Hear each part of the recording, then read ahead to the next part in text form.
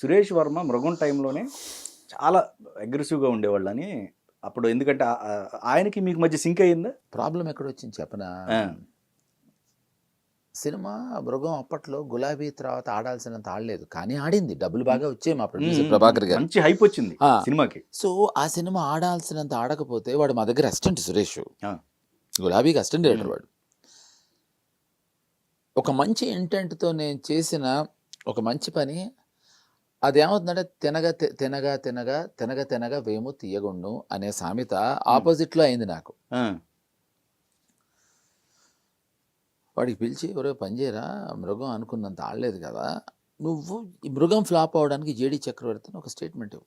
ఉమ్, అయ్యో అయ్యో భావన ఏంటో నీ తప్పే ఉందరా, నువ్వు ఇవ్వరా, ఉమ్, బ్యాడ్ అంతా నాకు వచ్చేస్తుంది, నీ మీద సింపతి ఉంటుంది, అది నిజం అనుకుంటారు ఓకే. అని వాడికి చెప్పి, వాడు వద్దన్నా కూడా రామానాయుడు స్టూడియోస్లో వాడే ప్రెస్ మీట్ అంతా ఆర్గనైజ్ చేసి చెప్పించా. ఉమ్, మొదట్లో ఇబ్బందిగా చెప్పాడు, తర్వాత కొంచెం ఇబ్బంది పడ్డాడు, ఉమ్, తర్వాత చెప్పటం మానేశాడు, కొద్ది కాలం తర్వాత నిజమని నమ్మటం మొదలెట్టాడు. అంటే అదే అంటే ఏమవుతుందంటే కాలక్రమేణా, ఇది మా గురుగారు ఎప్పుడు చెప్తారు, ఓకే. మనం ఒక అబద్ధాన్ని అబద్ధంగా మొదలెట్టి కొద్ది కాలం అయిన తర్వాత అది నిజమని నమ్ముతాం.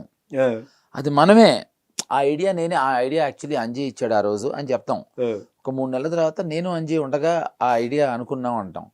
6 నెలలకి మర్చిపోతాం, అప్పుడు నేను ఐడియా ఎలా వచ్చిందంటే అని చెప్తాం. ఓకే. ఓకే. ఇప్పుడు ఎవరో రాశారు మొన్న, నేను సత్య ఫస్ట్ షాట్స్ నేను తీశాను అని. ఆ, కాదు, అనురాగ్ కశ్యప్ తీశాడు అని అతను చెప్పాడు అన్నారు. ఆ, ఇప్పుడు నేను తీసినట్టు నాకు గుర్తుంది, ఆడు తీసినట్టు వాడు తీసినట్టు గుర్తుంది.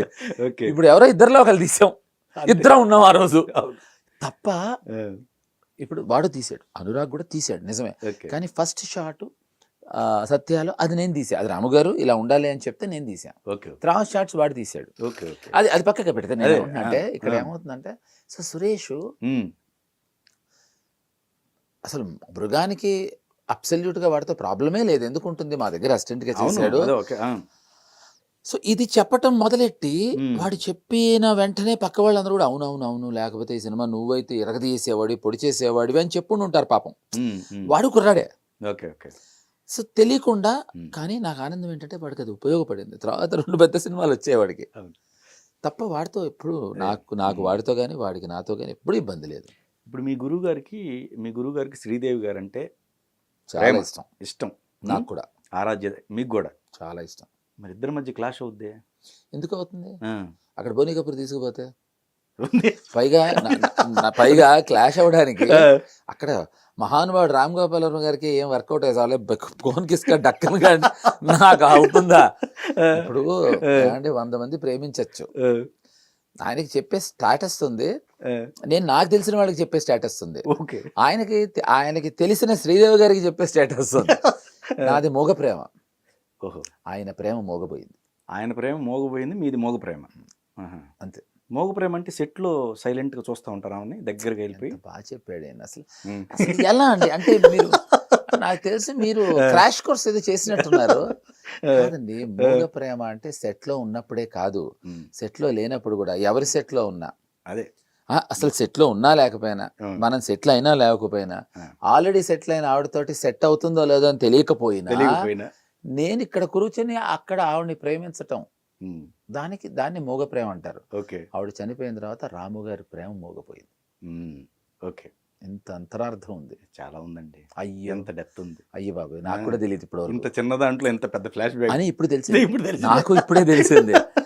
ఈ విషయం అప్పుడే తెలుసుంటే ఇది ఇలా అయ్యి ఉండేది కాదే, అవనిచ్చేవాడిని కాదే అని నాకు కూడా ఇప్పుడే అర్థమైంది. మీరు నిజం చెప్పండి, శ్రీదేవి గారిని వదిలిపెడదామండి. మీరు ఇండస్ట్రీలో ఏ హీరోయిన్ని ప్రేమించాలనుకోలేదా?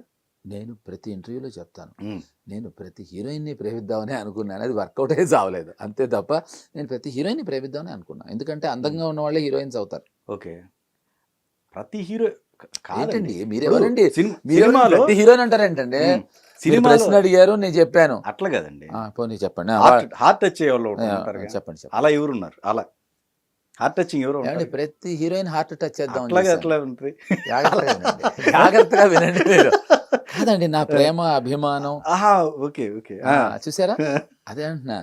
ఇప్పుడు పచ్చకామర్లు వచ్చిన వాడికి ప్రపంచం అంతా పచ్చగానే కనిపిస్తుందట. ఓకే. ఇప్పుడు నేనేం వేసుకున్నాను, ఏ రంగు వేసుకున్నాను, బస్ వేసుకున్నా. అది దేవుడా, చూసారా. కాబట్టి నేను ప్రతి హీరోయిన్ హార్ట్ టచ్ చేయడానికి ట్రై చేశాను. మీకు ఏం అనిపించలేదా ఒక హీరోయిన్ ని మ్యారేజ్ చేసుకుందామను ఆ టైప్ అనిపించలేదా మీకు? ఎప్పుడు ఏ హీరోయిన్ విషయంలో కలగలేదా? ప్రతి హీరోయిన్ పెళ్లి చేసుకుందాం అనుకునేవాడిని. ప్రతి హీరోయిన్ పెళ్లి చేసుకుందాం అనుకున్నారా? ఓకే. ఆహా. ఎలా సాధ్యం అది? కాలేదు కనుక పెళ్లి కాలేదు, లేకపోతే పక్కన చేరేసి మీరు ఫలానా హీరోయిన్ నన్ను మీరు ఇంటర్వ్యూ చేసేవారు కదా. అది సాధ్యం కాలేదు, అసాధ్యం అయింది కనుకే కుదరలేదు. ఏమండి ఇప్పుడు అయితే ఇప్పుడు నేను ఒకటి అడగొచ్చు మిమ్మల్ని. ఏదైనా ప్రతి సినిమాలో మీ హీరోయిన్కి ప్రపోజల్ అనేది ఒకటి వేస్తారా, కర్చీఫ్ అనేది?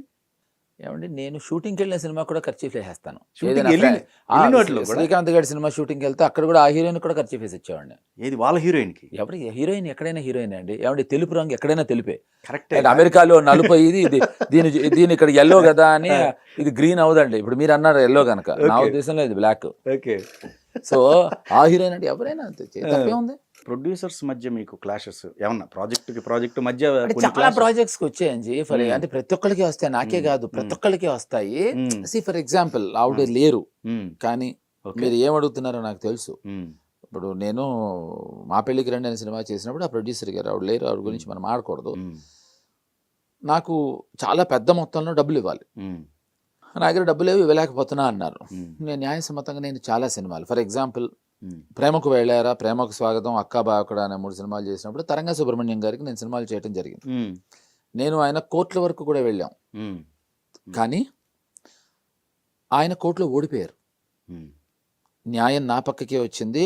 6 నెలల లోపల ఆయన ఆస్తులన్నీ జప్తు చేసో లేకపోతే ఆస్తులన్నీ ఏవో చేసి నాకు ఇవ్వాలని వస్తే ఆ పేపర్ చింపేశాను నేను. ఓకే. సుబ్రహ్మణ్యం గారికి తెలుసో లేదో నాకు తెలియదు, ఆయన తెలుసు, ఎందుకంటే ఓడిపోయారు కేసు అని ఆయనకి తెలుసు. ఆయన నా మీద పెట్టిన కేసు ఫాల్స్ కేసు అని క్రిమినల్ కోర్టులో కొట్టేయటం జరిగింది. ఎందుకు అంటే సుబ్రహ్మణ్యం గారు ఇస్ జెంటిల్మెన్. ఓకే. పరిస్థితుల ప్రభావాల వల్ల ఆ క్షణంలో ఆయన దగ్గర డబ్బు లేక లేకపోతే డబ్బులు ఇబ్బందిగా ఉండే అడ్జస్ట్మెంట్ అవ్వకో అంత మొత్తంలో ఇవ్వడానికి కుదరక బెస్ట్ కోర్టులో కేసేయటం, కొద్ది కాలం పాటు దీన్ని లాగచ్చు అని అనుకుని ఉండొచ్చు, ఎవరైనా సలహా ఇచ్చి ఉండొచ్చు. ఓకే. సో ఫర్దర్గా నేను గెలిచిన తర్వాత నాకు ఇవ్వాల్సిన డబ్బులన్నీ కోర్టు ఇవ్వాలని తెలిసి ఆ పేపర్ చింపి పడేసి నేను ఇవ్వలేను అని నాతో మీరు చెప్తే ఈ పని ఆ రోజే చేసేవాడిని, 10 ఏళ్ళు మరిద్దరం కొట్టుకు చావాల్సిన అవసరం వచ్చేది కాదని వెళ్ళిపోయాను. మరి ఇదెక్కడ ఎవరికి తెలియదే, ఇది ఎక్కడ ఎప్పుడు ఎవరు డిస్కస్ చేయరే. మా పెళ్ళికి రండి సినిమాకి నాకు పెద్ద మొత్తం మీద ఎవరు డబ్బులు ఇవ్వాల్సి వచ్చి ఇవ్వలేకపోతే సరే అని వదిలేసా. జూబ్లీహిల్స్లో ఆవిడ పెద్ద బంగ్లో కడుతున్నారని తెలిసింది. నేను ఆ క్షణంలో డెఫినెట్గా బాధపడ్డాను. అరే నాకు ఇవ్వాల్సిన డబ్బులు న్యాయసమ్మతంగా నాకు ఇవ్వాల్సిన వేతనం, నాకు ఇవ్వాల్సిన రెన్యుమరేషన్ ఇవ్వకుండా ఇల్లు కట్టుకుంటున్నారు అని నేను, నా మేనేజరు గిరిధర్ నా మిత్రుడు, తను జర్నలిస్ట్, దాసనారాయణరావు గారు నన్ను పిలిచారు, ఫోన్ చేశారు. ఫోన్ చేసి మా ప్రొడ్యూసర్ గారు ఇదివరకు దాసరి గారితో సినిమాలు చేయటం వల్ల వాళ్ళిద్దరికి మంచి సన్నిహిత్యం ఉండటం వల్ల నన్ను పిలిచి నీతో మాట్లాడాలన్నారు. అంకుల్ ఎక్కడున్నారు అంకుల్ మీరు అన్నా. నేను కృష్ణోబ్రాలో ఉన్నాను. నువ్వు ఎక్కడ అంటే అయ్యో అంకుల్ ఎగ్జాక్ట్లీ ఆపోజిట్ అంకుల్ మా ఫ్లాట్స్, అట్లాస్ అపార్ట్మెంట్స్ అనే దాంట్లో ఉండేవాడు నేను. ఎంతసేపు పడుతుంది అన్నారు. అంకుల్ మీకు రావడానికి 5 minutes కన్నా పట్టదు, నేను 3rd floorలో ఉంటాను, లేదా 1st floorలో ఉంటాను, ఏదో వాట్ ఎవర్ అని చెప్తే ఆయన ఒక సెకండ్ ఆయనకు అర్థం కాలేదు. ఓకే ఓకే ఏం మాట్లాడుతున్నావు నువ్వు అన్నారు. అంకుల్ ఏమైంది అన్న. నన్ను రమ్మంటున్నావు అన్నారు. అంకుల్ ప్రాబ్లం మీది కాదు నాది, మీరు పెద్దరికంగా మాట్లాడడానికి వచ్చారు కదా, ఈ ఇష్యూలో why should I come to you, problem is mine, okay she should ask me, she should address me. ఇక్కడ మీరు దాసనారాయణరావు గారి విషయం, ఆయన ఈజ్ అ గ్రేట్ పర్సనాలిటీ, పక్కకు పెడితే మిమ్మల్ని నా డబ్బులు ఆవిడ ఈ ఫ్లాట్ ప్లాట్లో ఇల్లు కట్టుకుంటూ నేను ఎగ్గొట్టేస్తున్నాను, మీరు మాట్లాడి పెట్టండి అని మీకు ఆవిడ చెప్తే నేను ఎందుకు రావాలి మీ దగ్గర కన్నా. ఇప్పుడు ఓకే ఓకే. ఇప్పుడు నా దగ్గర డబ్బులు లేవు ఇవ్వలేను అని ఆవిడ చెప్తే మీరు చెప్తే నేను రావటం న్యాయం.